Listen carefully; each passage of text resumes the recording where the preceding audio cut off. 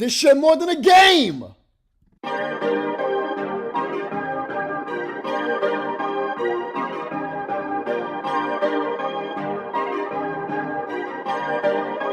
Perfect.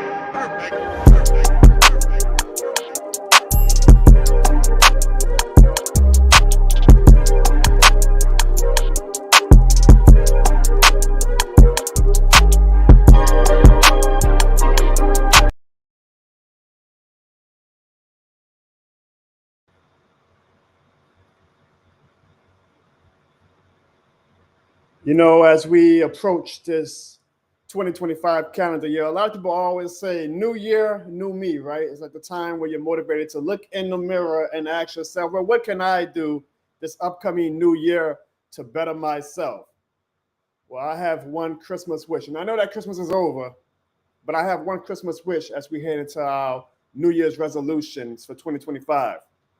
I want to Mickey Loomis, the Saints front office, and Gail Benson on January 1st, 2025, to look into their mirrors. I'm sure it's big mirrors. They're all rich. Point to themselves and say, what can I do better to improve myself in 2025?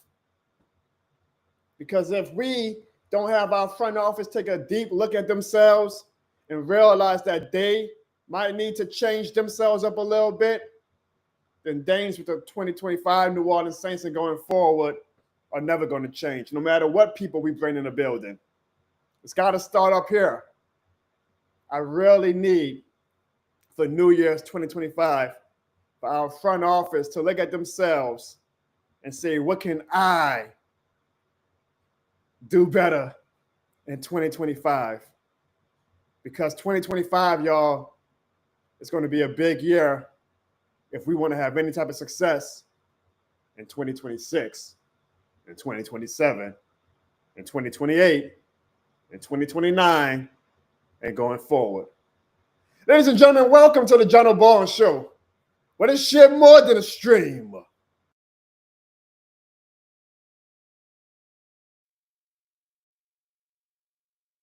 This shit more than a game.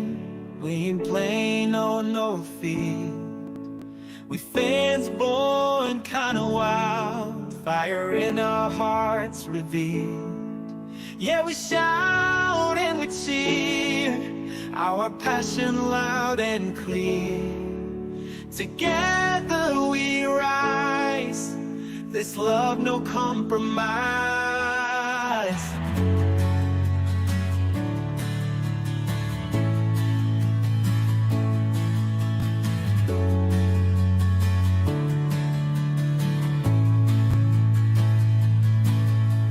Holler at the screen, repping our dream team.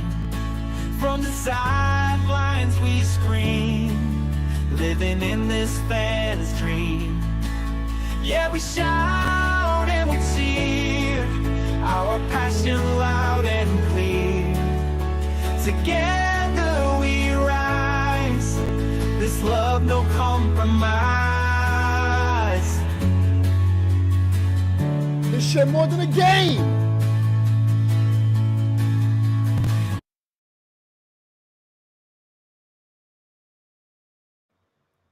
Yes, indeed, folks.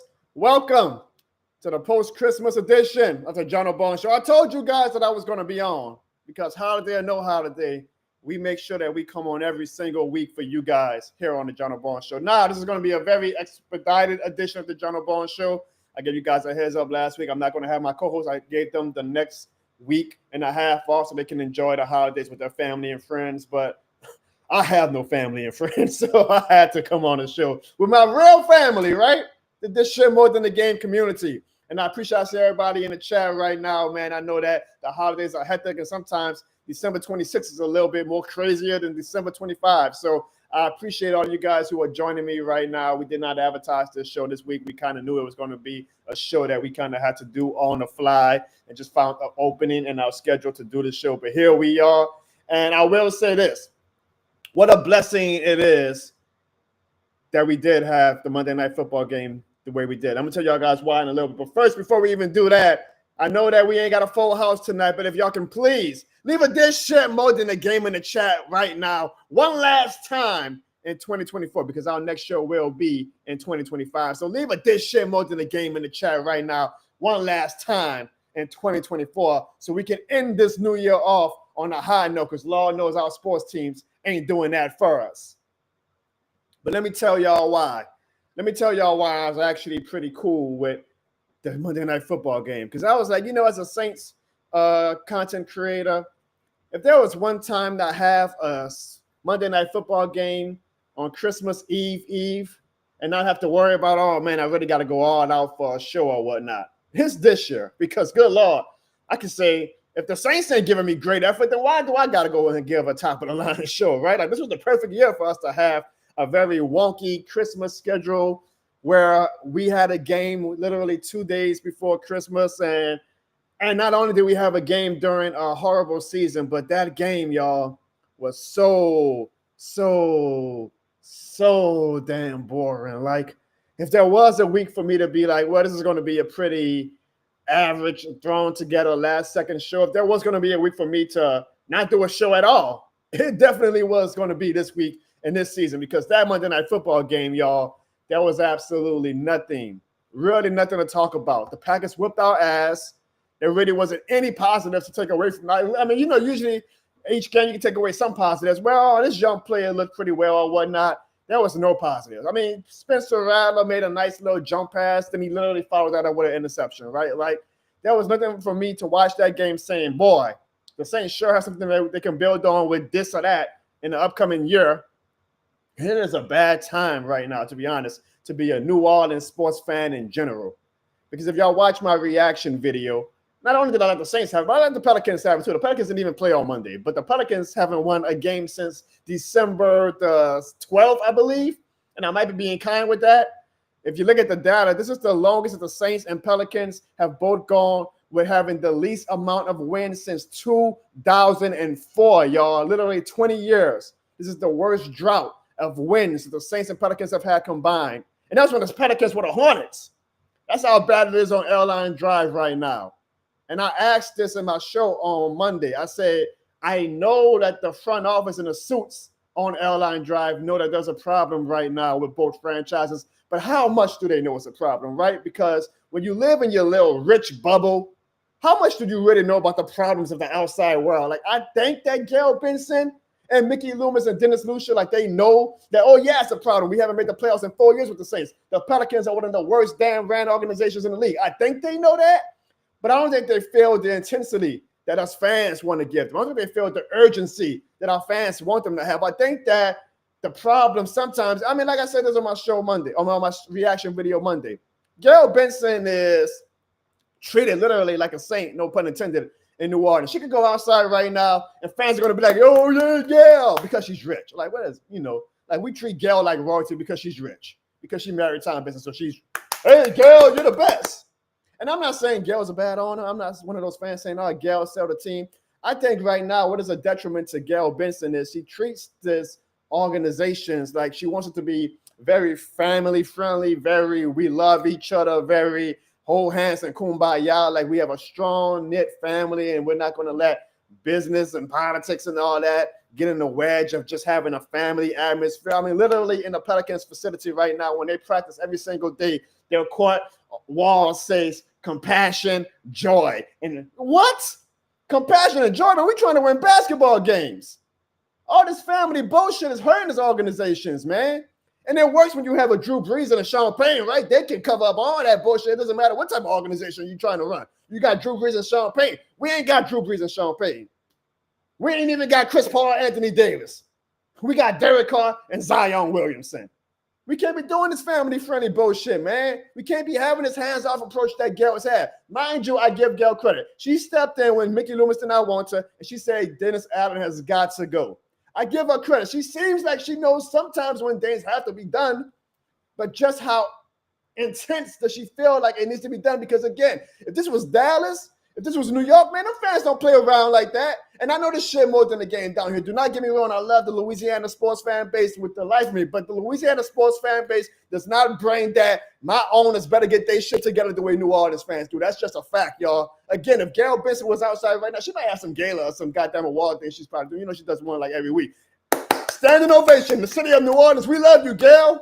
Nobody's calling her out. Like if Jerry Jones is, don't get me wrong, this happens with every billionaire owner, right? Like every billionaire owner is going to get applauded and lauded because they're rich and they host the sports teams that we all love. But I guarantee you, James Dolan fails the intensity in New York. Jerry Jones fails the intensity in Dallas. Gail Benson, everybody's always kissing her ass wherever she goes in public. Man, nobody's stepping up and saying, Gail, what the hell is going on? Your two franchises playing like shit right now. Do something. No, everybody wants to shake her hand and kiss the ring. The 2009 because we haven't had a rain anytime lately, and we damn sure don't know that we haven't won anytime soon.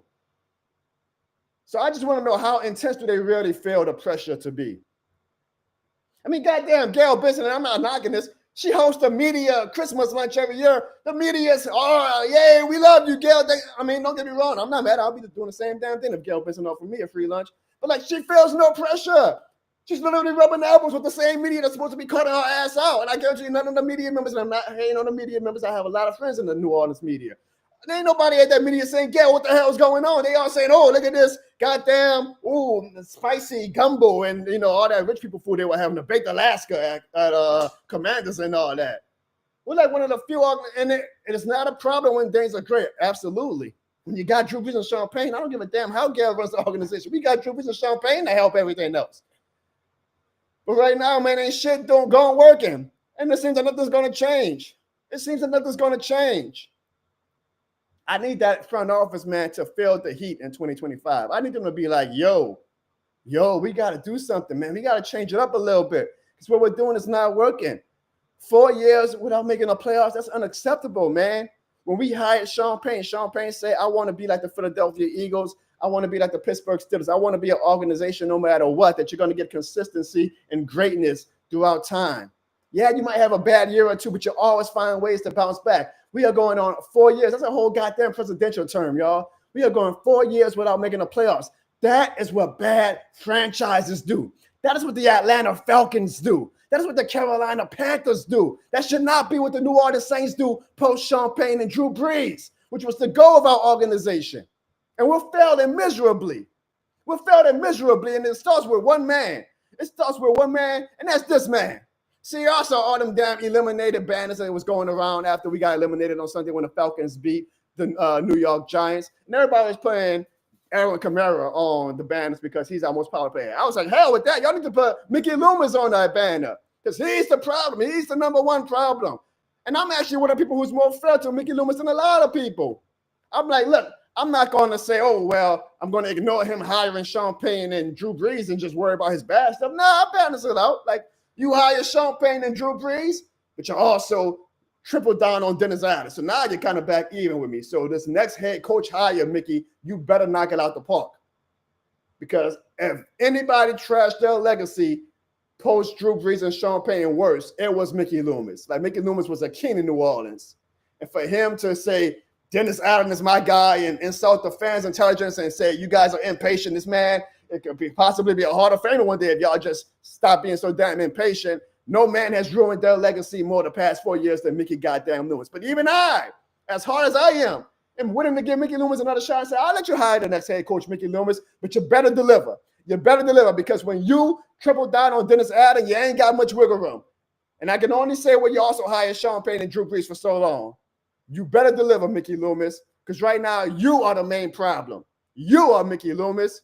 And this is where Gail Benson's family-friendly approach comes into play because she loves Mickey. Mickey Loomis is in the will now. I know that there's a lot of legalities when it comes right like that, so it might be overstated about him being in the will, but Mickey Loomis and Gail Benson are like that, right? Like, it's not a business sometimes. It's a family-friendly mom and pop shop shit, and that shit shouldn't work in sports when you ain't got Drew Brees, that mom and pop shit don't work. So Mickey Loomis should honestly be on the hot seat. But is he on the hot seat? Probably not, because Gail Benson loves him. David Griffin for the Pelicans should be on the hot seat. But is he? Probably not. They're probably going to let David Griffin hire a new coach because we all know Woody Green's going to be the scapegoat for the Pelicans. That mom and pop shit got to go in 2025, man. Gail needs to be like, look, it's a business. I love all of you guys, but this is a win-loss business. And if we ain't getting wins, I'm going to always love y'all like family, but I got to make some moves. So I just hope that the front office feels that passion and intensity in 2025, because 4 years without the playoffs, y'all, is bullshit. And it's not even 4 years without the playoffs. It's 4 years where nothing to have real hope for, right? Like right now, a lot of fans are clinging hard. They're clinging hard for a fifth-round quarterback in Spencer Rattler, who honestly probably doesn't deserve as much hype and hope as some of these fans are giving him. But that's how bad things are. It's like we got to find something to hope for. So, hey, Spencer Rattler, he kind of looks like Patrick Mahomes. Why not just have hope in him, right?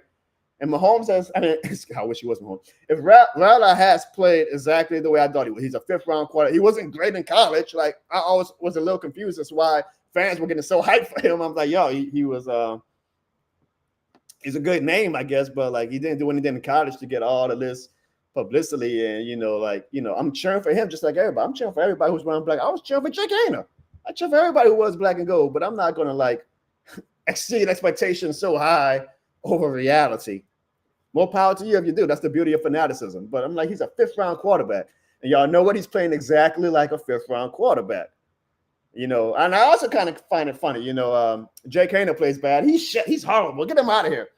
Whereas when Spencer Rattler plays bad, yeah, but he doesn't have this and he doesn't have that. It's always kind of funny to me. I did not bring it up on Twitter Monday because I was like, I don't feel like getting ratioed on Christmas Eve. But it's always funny, kind of like how fans have their, hypocrisy, which I find funny. Like, I'm not saying that as an insult or anything. Like, I find it funny. People, when you call it out, or when I call it out, they get insulted by it and want to argue or whatnot. I'm like, oh, look, being a fan, you can be hypocritical. This is not politics. This is not life or death. Like, yeah, okay, if you want to be hypocritical and be like, I'm going to show bias and favoritism to Spencer Rattler, well, I'm going to throw Jake Haener in the trash. The first mistake he makes, more power to you. You're a fan. That's what fans do. It's like that Lizzo and Rick Ross meme, if you guys ever saw, where there's a picture of Lizzo and a picture of Lizzo naked, and they're like, empowering. Look how amazing she looks. And there's a picture of Rick Ross without a shirt on. They say, put your shirt on, you fat mother. That's how it is with Spencer Rattler and Jake Haener. Spencer Rattler has a horrible game, but look at that play he made, and look what the weapons he doesn't have, and give him time. With Jake Haener, it's like, man, get your ass off the field. I am of the belief that there is no future quarterback currently on the Saints roster. I mean, I apologize to all the Spencer Rattler truthers. I think Rattler's peak is probably going to be a very good backup, which is not bad. It's not bad to have. I think Rattler has a lot of tools that you can continue to build on, but do I think he's ever going to lead us to prominence? No, absolutely not. I can see him like maybe in a Sam Darnold best case scenario role, like where you get the perfect team around him and you just like don't screw up. Just play efficient football like Sam Darnold has been doing this year, and we can do something with you. But he's never going to be like this guy who's going to be riding down Poydras Street with the Lombardi Trophy in his hand wearing black and gold. He's never going to be that guy, in my opinion. I hope he proves me wrong. I hope every player proves me wrong and lives out to their best case scenario. But I don't see it with Rattler as far as that. But I'm still riding with Rattler than bringing Derek Carr back, than bringing a lot of these guys back, which brings us to the main topic today, and I want to know you guys' opinion. I'm a one-man show tonight, guys, so I apologize. I know you guys are showing some love and keeping it down in the chat. I appreciate you guys because, again, we did not advertise this show this week. This is the day after Christmas. I know how crazy the whole holiday season can be, so I appreciate all of my loyalists who are rocking with me right now. I see y'all in the chat. I promise y'all. Devin, Chad, J-Dog, Jerry, Archangel, and Red Swan. You know, something funny about the Falcons fans, by the way, I'm starting to get a little bit more text messages and stuff from them and comments on my Twitter now that they're on a 2-game win streak against the mighty Raiders and Giants. Like, oh, boy, those Falcons are back, right? They beat the mighty Las Vegas Raiders and New York Giants. The Falcons are back. It's just always funny how that works out, Falcons fans. Not to you, Archangel and Red Swarm and all of you guys who've been on the show showing love, even doing y'all 4-game losing streak. I'm talking about the Falcons fans who casually come back into my YouTube comments and my Twitter mentions when they finally start winning again, but then it just go ghost when things get a little shaky. And it's going to get real shaky these next 2 weeks because I'll let you guys know in a little bit how I feel like the season is going to end these final 2 weeks, which are meaningless for the Saints fans, but there could be some entertainment and fuckery value incoming in week 18 that I think all Saints fans are going to love, and it's going to be our Super Bowl, sadly, for 2024-2025 season. But With the season being over for the Saints, there are reports that Derek Carr is trying real hard to come back. What? Yeah, I get it, right? Derek Carr trying to come back. And for Derek Carr, I understand, right? He's playing his old team Sunday. He's been probably had this game marked on his calendar for months now. I get him trying to come back. There's also reports that Alvin Kamara is still trying to come back. Man, what? Alvin Kamara. Okay, well, you know what? Alvin Kamara is 50 yards away from 1,000 yards. He's never had 1,000 yards in his career. He really wants that personal award on his wall. I absolutely get that. In a little bit ways, I understand that. But then there were reports this week that Chris Olave is practicing and that Chris Olave is lining up to come back this Sunday. Now, what in the hell is the purpose of bringing Chris Olave back this season, y'all? This man has had 2 concussions this year, and I believe he's had like 5 concussions within the past 4 years. What in the blue hell is the reason for bringing Chris Olave back? Don't get me wrong. I understand completely why Carr and Kamara and Olave, even guys like Eric McCoy, they shit more than the game Mount Rushmore recipient. I understand why they want to come back. They work their asses off. They want to play as much as they can before their careers are over. They don't go and work their ass off all spring and summer to say, okay, I know I'm healthy in the final 2 weeks, but well, the season's over, so much for that. No, they're competitors. They're warriors. That's one thing I will always love about these sad-ass teams that we've had the past 4 years is that we didn't have like sad teams that gave up. We had warriors on our team. The Marios and Cams and Alvin Kamaras and all those guys. Like these guys, Tyrann Matthew, these guys are warriors. I would never question their heart. I'm going to never question their heart. They unfortunately weren't great enough to overcome all of the other bullshit that our team has dealt with these past 4 years to get us to the playoffs. But these guys never once quit on us, and I understand why they want to be out on that field. Even if it's Derek Carr, Mr. Popular in New Orleans, I will never question Derek Carr's heart. I will question his ability as a franchise quarterback, but I will never question Derek Carr's heart. But when it comes to Olave, I had to hit the brakes. Came to a screeching halt. I was like, wait, what? Why would we bring Olave back this year? Why? Why risk it? This man's brain is already liable for CTE. I hate to sound, barbaric like that, but this man's brain is already almost cabbage and potatoes already. Why would you bring him back for 2 meaningless games to set him up for a possible another big hit? You cannot go into games fearing to get hurt, but the probability is a lot less likely to get hurt when you're not playing than when you are. And this man is actually one of our cornerstones. Don't get me wrong. I'm not saying he's going to be this all-pro receiver in the future, but he's still technically one of our cornerstone young players for the future. So why risk it? I get that he's a competitor. I get that he wants to go out on the field, but sometimes as an organization, you have to make the tough decisions, even if it's going to be unpopular, and say, no, Chris, no, we're not going to the playoffs. We love your competitiveness. We love that you're a warrior. This actually shows us why we want to continue to build with you as one of our foundational pieces. But you can't risk it, bro. We're not in any type of playoff hunt. We're not even in the hunt anymore. Like last year, we were in the hunt until the final week. Ziggy doesn't even have that to rely on anymore. We are eliminated. There was no reason to risk it. I just don't get this organization sometimes, man. Again, Derek Carr and Alvin Kamara, I understand. I get it. Derek Carr gets his old team. Yeah, I understand that. It's personal for him. I get it. Alvin Kamara wants that 1,000-yard season. I get it. It's personal for him. I get it.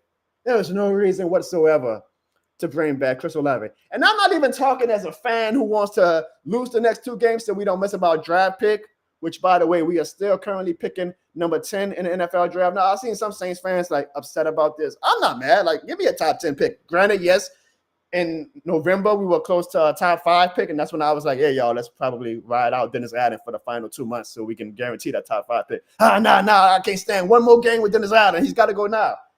I said, well, y'all know if we fire Dennis Allen and hire an interim head coach, usually the script always shows that team gets motivated and goes on this little fraudulent win streak or win a few games more than they probably were going to win had they just kept that sad-ass head coach and you're messing up our draft position. I don't care about that, Jono.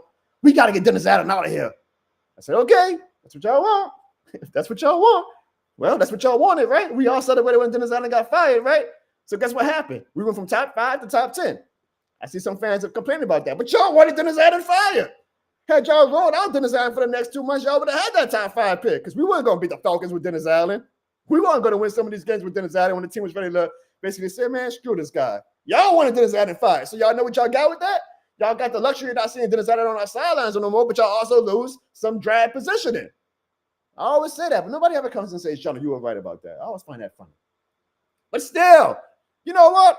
If firing Dennis Allen in November only ruined our draft position by 4 or 5 slots, I'm not mad at that. It's not like it's a top-heavy draft where we all have this can't-miss prospect that we know is going to be great. There's no Jaden Daniels or Caleb Williams in the draft this year where it's like, God damn it, we ruined our shot at one of them two. There is no can't-miss prospect this year. Unless you are a believer that Shedeur Sanders or Cam Ward is going to be a next all-star great quarterback. Nobody believes that. I mean, Shedeur Sanders might be, but we were never even in the top spot position to get a quarterback in the draft anyway. So top 10 would be great for me. Like if we wind up still finding our way in the top 10, great. I'm not complaining about the top 10 pick. I see a lot of fans like, damn it, why are these other teams not losing ahead of us? Why do Chicago keep losing? Why does the Jets keep losing? I don't care about that. I'm not losing sleep over these teams in front of us. If we could be top 10, sign me the hell up. A top 10 pick would be exciting. We haven't had a top 10 pick, y'all, since 2008. So I would love to have a top 10 pick. And selfishly and unfortunately, I would actually not mind us losing the next 2 games. I know that's sacrilegious to, if McCoy would have watched this show, he would be like, damn, I can't believe this kid is saying that. But I mean, hey, I sometimes have to think with the best long-term interest of my team than a short-term gain of beating the Raiders, which is going to be a very interesting game Sunday when you have 2 very, very bad teams. But we're currently top 10 in the draft. So, hey, hopefully we can keep things that way. We are officially eliminated, which means the NFC South is no longer attainable. If you're watching this, Ziggy, there's no in the hunt. It is going to come down to the Atlanta Falcons and the Tampa Bay Buccaneers. And it's kind of funny. It's very kind of funny because, again, the Falcons are on a 2-game win streak against the vaunted New York Giants and Las Vegas Raiders.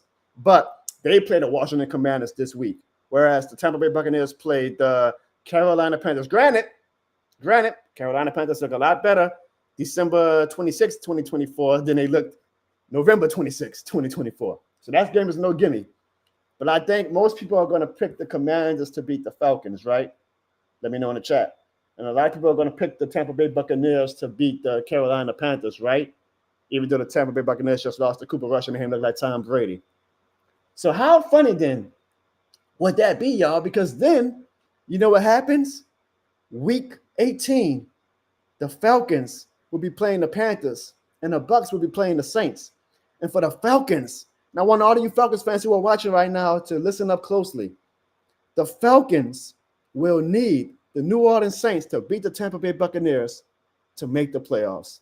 The Falcons will need to cheer for the New Orleans Saints in Week 18 to make the playoffs if they lose Sunday to the Commanders. I told y'all that in November. I was one of the first ones that said, y'all know what? I don't see much of a light at the end of the tunnel, but I have a funny feeling that this Week 18 slate of games, the Falcons are going to need our help. After all that bullshit and trash stuff the Falcons have done to us, I have a good feeling the Falcons are going to need our help in Week 18. Y'all might as well start calling me John Nostradamus because look. Now, granted, I'm talking a little too soon. The Falcons might beat the Commanders Sunday. The Commanders aren't like this unbeatable team. We almost beat them. I'm not saying the Falcons have no shot against the Commanders, but my money's going to be on the Commanders. Let's be real. I think 85% of the world is going to pick the Commanders. And if the Falcons win, more power to them. The way the season is going with them, we ain't even got Week 18 to look forward to with some storylines and drama. But I got a good feeling, y'all. The Week 18, the Falcons are going to need the Saints' help. And how funny would that be if the Saints had the fate of the Atlanta Falcons in our hands? That's going to be my Super Bowl. Because I'm going to be like, goddamn Tampa Bay, y'all better whoop our ass. But it'll be real funny, I guess, a close game all throughout Week 18, and Falcons fans are just sweating, like, come on, Saints, please do it. And the Buccaneers beat us by, like, a last-second field goal or something. Guys, sports guys, football guys, I don't ask for much. I actually do, but I don't ask for much. But if y'all can give me the gift of breaking the Falcons fans' hearts in Week 18, I will forever be in your gratitude. Because I feel like, y'all, that's what's going to come down to in Week 18. See, Falcons fans, they're talking big and bravado right now. Michael Penix is the savior of our team. We beat the Las Vegas Raiders and the New York Giants. I mean, after Sunday, we're probably going to be able to say the same thing. Hell, the Saints beat the Giants and the Raiders too, Falcons fans. Y'all want a cookie? I think Week 18, y'all, it's going to come down to the Falcons needing the Saints' help. But we'll see. I don't want to talk too much about that because we got to play the Week 17 games first, right? And maybe Tampa Bay might lose to the Panthers. The Panthers have been a sneaky good team the past few weeks. If the Panthers beat the Buccaneers, well, then none of this matters. The Falcons will have their own destiny in their hands in Week 18, no matter if they lose to the Commanders or not. But I'm really hoping that the Bucks beat the Panthers this Sunday, and that the Falcons lose to the Commanders. Because one thing about Saints fans, we're gonna find our victories any and every way we can, and we'll find our victory if we hold the Falcons' playoff fate in our hands in Week 18. That's exciting. I get goosebumps just thinking about that. Y'all Falcons fans, ooh, y'all are not gonna want to miss the John O'Bone show next week if y'all playoff dreams is in a fate of the New Orleans Saints. Oh, that's gonna be great. Oh, I mean, Falcons gone Falcon, right? I always told them. Falcons fans, y'all might want to start listening to me. I think I would just be hating on y'all. I be trying to help y'all out. Y'all see me as the bad guy. I'm really the baby face. I'm trying to show y'all the light. I can't wait. I absolutely cannot wait. I know one thing you guys cannot wait for, though. It's voicemails. That's right, y'all. We still got voicemails this week. Not a lot. Again, we had a Christmas Eve night game, so ain't nobody was trying to do no voicemails on Christmas Eve and on Christmas Day. But we still have some of our loyalists who sent some voicemails, and I'm like, that's one of the reasons I was motivated to do the show. I said, man, I'm not going to let these guys leave voicemails and take time out their busy schedules and not show them the proper respect of playing their voicemails. So we're going to get to these voicemails very, very soon. I see you guys in the chat. And I appreciate you guys. And I saw a lot of you guys were mainly of the opinion that Olave should not play. I think Olave shouldn't play. I think Kamara shouldn't play. I think Derek Carr shouldn't play. But I understand the competitive nature of these guys and them having warrior-like mentality. I understand that Carr wants to put it on his former team. I understand that Kamara wants that 1,000 yards. Last I saw, Rizzy said that Kamara is looking unlikely for Sunday, but is possibly a chance for him to play against the Buccaneers the week after. Derek Carr, still, they're kind of being a little coy about it. They're saying that they want to see if he's going to be able to practice on Friday and Saturday to make a final decision. In my gut, it feels like Rattler is going to be playing on Sunday, which I hope so, because one, it's just better to get as many looks as possible for Rattler, even though ain't much to get looks at when half the team is out for him, but also it just gives us a better shot to lose. I'm sorry to say, Rattler, you give us a better shot to lose than Derek Carr does. And unfortunately, it looks like they're going to start Olave Sunday, which I do not get. Somebody in that organization, in my opinion, needs to put their foot down and say, yo, sorry, I'll be the bad guy, but you ain't playing in these two meaningless games. I get it. Nobody in the organization wants to say the word meaningless. We always want to have that every game matters mentality. Somebody needs to put their foot down and say, yeah, we're also a little realistic. Brother, you get healthy for 2025. We need you. Before we get to the voicemail, y'all, let's hear a word from one of our sponsors. Here's a gift just for you for being a fan.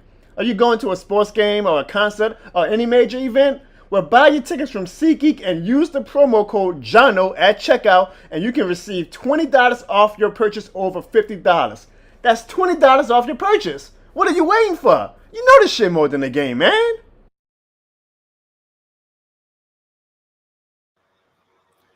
All right. Now let us get, after that exciting, reviving, riveting, thrilling Saints versus Packers game, let us get to our Week 16 post-game voicemails. Yeah, it's a loss. We got 2 more games left. I hope we got 10 picks for the NFL draft, because we're going to get a good player. Top 10, good. Yeah, Merry Christmas to everybody. Happy New Year's. All right, bye. This is Kyle speaking. Bye. One thing I can always count on is Kyle leaving a voicemail. Kyle, hopefully you had a great holiday as well. Next voicemail. This shit more the game. It lost 34-0. Time to rebuild. The offensive line was terrible. Couldn't even freaking go anywhere. I mean, the defense just gave up 34 points. Terrible. I'm just ready for the offseason. At this point, I feel like there's no reason to win out. I watched the full 4 quarters of it. You could say I'm a masochist. The season's not looking bright. We are out of playoffs. And we can't do nothing right. Nope. Anyways, Merry Christmas all. Happy holidays to everybody. J-Dog. Ouch! Peace. J-Dog, that was a good. I like the remix. Like, hey, that's what I like about my voicemails. You guys get creative with your analysis, and that's why this shit more than a stream.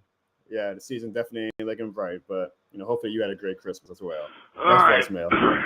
The New Orleans Saints lose 34-0 to the Green Bay Packers Monday night. But last time I checked, right? Y'all remember last year, and look, I'm not trying to bring up the past, right? But y'all remember when we beat the Falcons in Week 18? And they were like, oh, we were trying to get our coach fired. Plus, not only were we trying to get our coach fired, but we also got a better draft pick, and they ended up drafting Michael Penix Jr. But if we were to say that, it would be like, oh, stop trying to make excuses. That's just funny to me. But also, one other, bro, I want to hear from the Falcon fans. I want to hear it. So don't even get me started on the Falcon fans. Who that? Don't be a Falcon fan.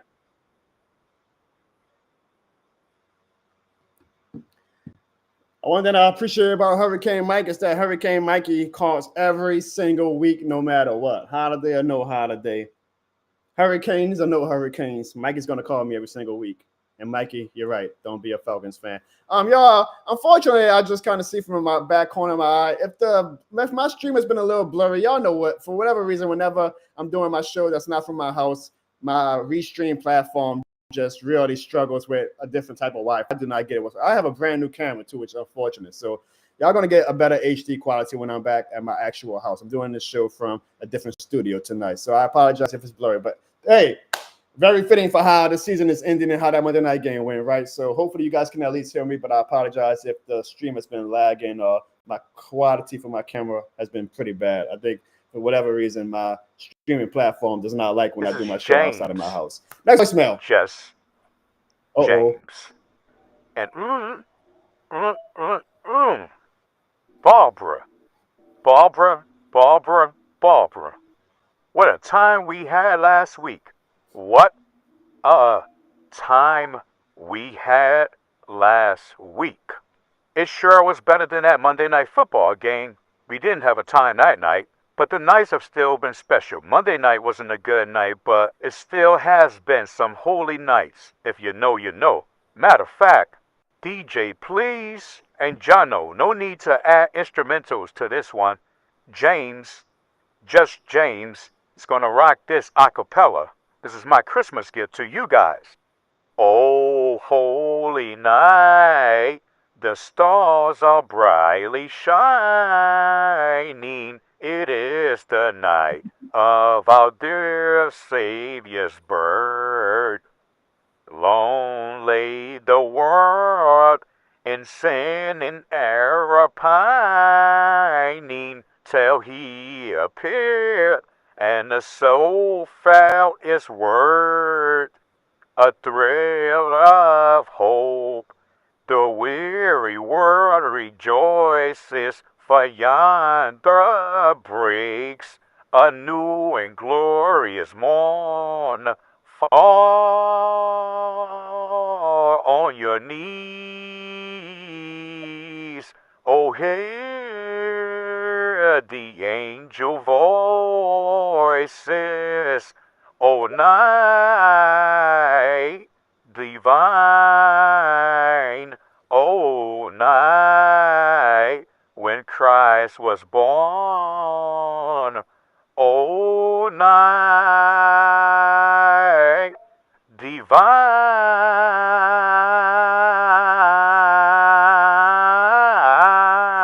oh, night divine.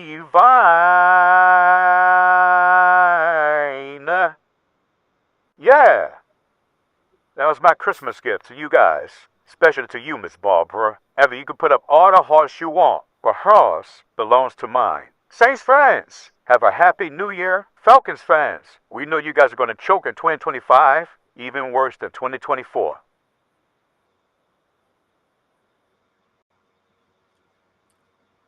You know what I can at least appreciate is James calls every single week.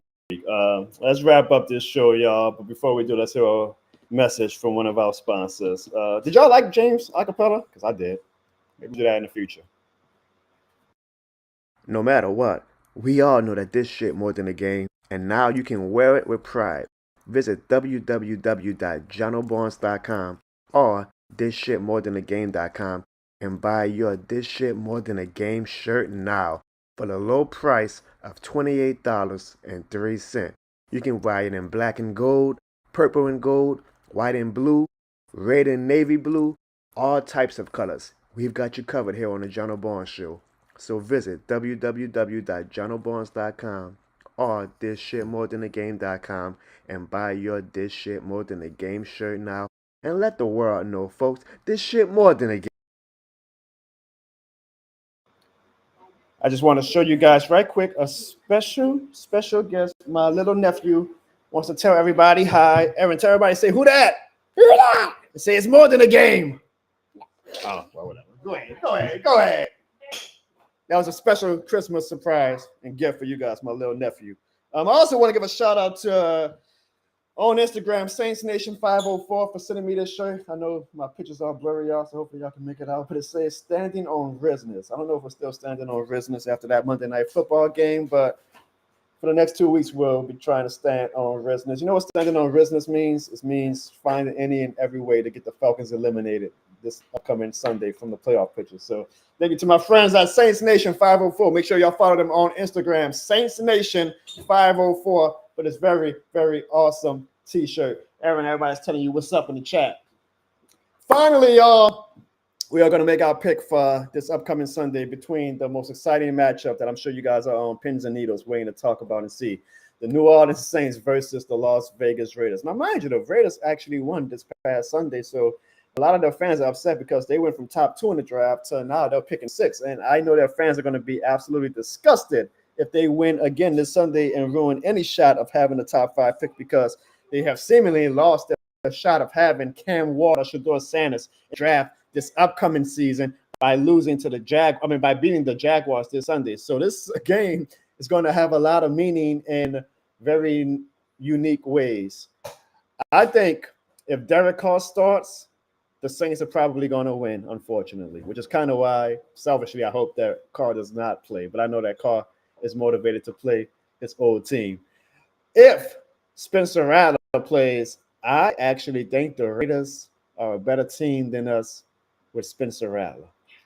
Because Spencer Rattler, not a knock on him, but he's just not good enough to lead us to any type of wins, no matter who we're playing.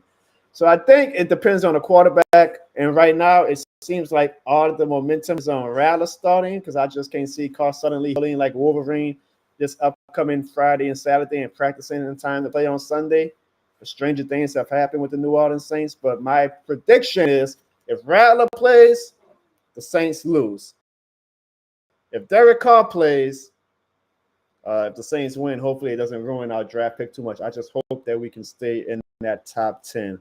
But I'm sure you guys are going to be, well, here's my final question to everybody in the chat right now. And shout out to over 230 people watching us on the day after Christmas. That's some true this shit more than a game energy right there. Do y'all want to win this Sunday? No, you know what? That's not even asked that. Is anybody even watching the game Sunday? Because I had a lot of people on Twitter tell me that they didn't even finish watching that Monday Night Football game and there's more productive things to do with their time, like hanging out with their wife. I was like, hanging out with your wife? That's productive to y'all? So I want to know, will you guys be watching the thrilling, highly anticipated Saints versus Raiders game this Sunday? See, I will, but I have to. I'm missing this shit more than the game. I have to. But will you guys be watching the Saints and Spencer Rattler versus the Las Vegas Raiders and Aiden O'Connell this Sunday, Poop Bowl, or whatever you want to call it?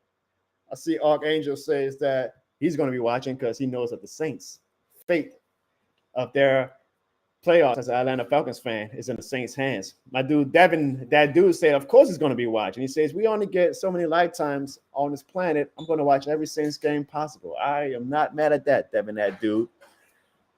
I'm going to be watching, but I'm also going to have maybe a nice little Snuggie or something with me in case I'll find some motivation to take a nap, which that game might give us a reason to take a nap. I know you're going to be watching, Jerry. Sandra, I know you're going to be watching. You see, and it's not a knock on anybody who doesn't want to watch, but sometimes you show your this shit more than the game energy a lot when things are bad than when things are good. So I'm not knocking anybody who doesn't watch. There's a lot of more productive things you can do with your time, but certainly I know that I'll be watching, but I know that a lot of people in New Orleans, like Mick Swagger says, it's the game of the week. I'm not even think about that, Mick Swagger, but he says it's WEAK, not WEEK. Yeah, that's for sure. That's what we're going to call it, the game of the week.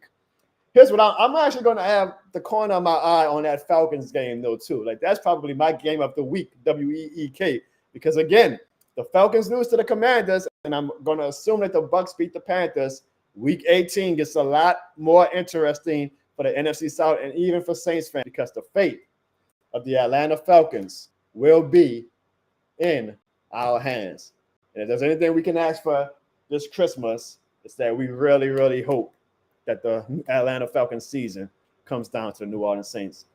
You know, as well, y'all, when we ask for voicemails at 504-484-9170, we also ask that tell you guys that you can leave text messages as well.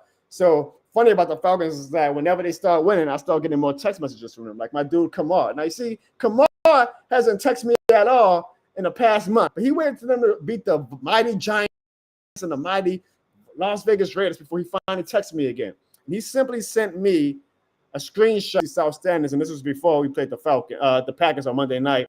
And he says, "Merry Christmas for them who that ain't. Y'all just blew that. We are first in the NFC South." I like Kamar, but Kamal, where were you the past 4 weeks?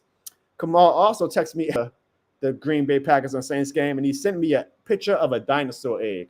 And he says, "Damn, this egg resembles the scoreboard for the New Orleans Saints. We scored 0 points." Kamal, all I ask is that should y'all lose Sunday, you watch the show next week. That's all I ask. Like Archangel is going to be on the show, rain or shine, when it comes to his Falcons. A lot of you Falcons fans can learn from that. I also got another text from Dante, who's a Falcons fan. He says, well, John Barnes. Guess who's back on top of the NFC South? The Atlanta Falcons. Now it's time for you to get your code for Christmas and play the Falcon swag surfing because we are on a winning streak. Y'all beat the Giants and Las Vegas Raiders. You guys are showing us. It's wonderful day ever seeing the Cowboys beat the Bucs. Jones, you better learn to not pick against the Falcons. I guess what was November? Because I was picking against the Falcons in November, and y'all sure was making me look smart. Also, make sure you teach Ziggy learn to different teams' opponents. He really is the little thing in the Raiders and the Giants and the Panthers will beat the Falcons. I am so glad Santa Claus is on the Falcons side and not on the Saints side. Well, I'll tell you this, Dante. Santa Claus might not be on the Saints side, but we'll find out in 2 weeks if he's on the Falcons side as well. And Dad, one Falcons fan, again, y'all, funny how Dad, one Falcons fan, I'll give him credit. He texts me even during the losing streak. But he says, the Penix era in Atlanta has begun with a W. He's happy about the win. I'm sure it might be the Giants, but the NFL, a win is a win no matter who you face. I cannot wait until next Sunday when Penix plays on Sunday night against the Washington Commanders. Yeah, it is a Sunday night game, right? All right, so I guess I can watch. Damn, I ain't got no distractions from the Saints and Raiders game Sunday night. That sucks. Also, sorry, but not sorry for eliminating y'all.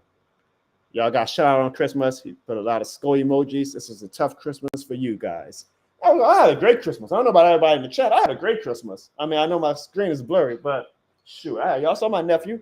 He had a great Christmas. Seeing his smile made me have a great Christmas. I had a great Christmas. So hopefully you guys to the Saints. Come on now. Look, as passionate as we are, Saints fans knew by October what time it was. So you can't ruin our Christmas when we knew by Halloween that we wasn't making the playoffs. So, but 504-484-9170. When things get back to normal next week, guys, make sure you leave a text message or a voicemail at this number, and we can really get down to the nitty-gritty. I appreciate all of you guys again for this thrown together last second show. I just wanted to make sure that you guys know that no matter what, holiday or no holiday, during the season, my aim is to go on live for you guys at least once a week and give you guys a show. Again, I apologize. I'm on the road this week, so I see my bandwidth throughout the whole show. It's been horrible. That's a good thing, I guess, about not having a huge audience sometimes is that I can get away with shows where my screen was just absolute dog shit throughout the whole show because, you know, I am a perfectionist when it comes to high quality, and you guys deserve high quality. And I'm just glad that I'm not upsetting 5,000 people. I only upset 200 people tonight. So I apologize for the bandwidth issues. For whatever reason, the streaming platform that we're on does not like when I do my show anywhere from home because it starts to lag and stuff. But I will be back home for the show next week, and we will have top of the line production. And maybe in the future, because I'm a traveling man, y'all. I'm at the Temptations. Wherever I lay my hat is my home. But in the future, I might have to start doing my streams when I do it on the road from my phone or something, because I did the show in New Mexico and my stream act like it didn't know how to do a stream on the road. I did the show from the brother studio. Let's call it this. I did this shit more than the game studios, and my streamers acting like it doesn't know how to handle not being at my home Wi-Fi, which is very annoying to me. But you guys was in the chat showing love throughout the whole show. I didn't even see anybody mention it. So maybe you guys are like, yeah, we understand, Jono. Your crappy show, crappy quality, maybe, right? I'm joking. I appreciate you guys for watching, even with the screen and my screen being blurry throughout the whole night. I'm telling you, like on my end, I got a brand new camera. Shout out to my wife. She bought me a top of the line new camera. It looks great on my end, but then I looked at the corner of my eye 45 minutes into the show, and I'm like, now why does it look so bad on YouTube right now? Even though on my end, like I have a HD 4K like picture. I apologize to you guys. I promise we'll have that fixed for the next show. You guys deserve better from the Saints and from Jono Bones himself. If I'm gonna call out the Saints, I'm gonna call out myself as well. You guys deserve better quality and all that for rocking with me for this long. So I promise I'll get it fixed in the future. But as always, we'll just blame Ziggy for not being on the show tonight. Love you guys. I hope you all had an amazing, amazing Christmas. And I hope you guys have an amazing, amazing New Year's. If you go out and drink, please be safe. Call an Uber or a Lyft if you drink a little bit too much. Watch out for the road around you as well. Have a marvelous, even to you Falcons fans, have a marvelous, marvelous Happy New Year, because I think we're going to have a very, very interesting start to the new year after next week. Always remember, guys, always and forever, this shit more than a game.